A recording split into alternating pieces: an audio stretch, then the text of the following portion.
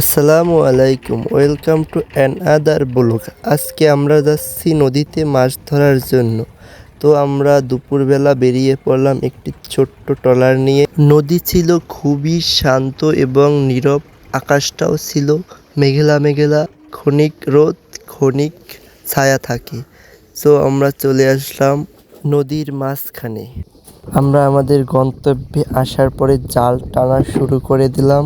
আমাদের ভাইরা জাল টানতে শুরু করলো। প্রথমেই আমরা একটা বড় আকারের ইলিশ মাছ পাই।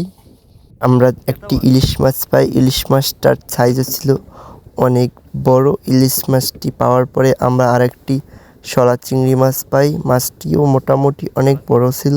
এরপর আমরা আবার পুনরায় জাল টানা শুরু করি। রাহাতুল মাছ টানে একটি ছানাছানি করলো।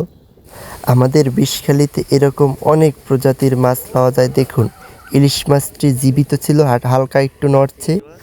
এর কিছুক্ষণ পরেই আমরা আরেকটি ইলিশ মাছ পেলাম।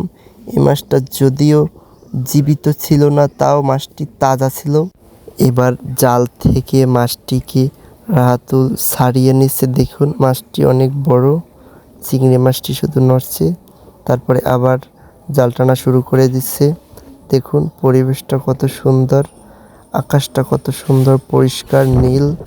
তারপর আবার জাল টানা শুরু করলে একটি পাঙ্গাস মাছ পেল, ছোট পাঙ্গাস।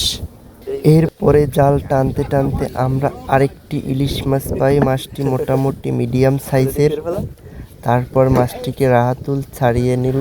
আমরা নদীতে মোট 3টি ইলিশ মাছ, একটি শলা চিংড়ি এবং একটি পাঙাশ মাছ পেলাম। তারপরে আমরা তীরে যাওয়ার জন্য রওনা দিলাম।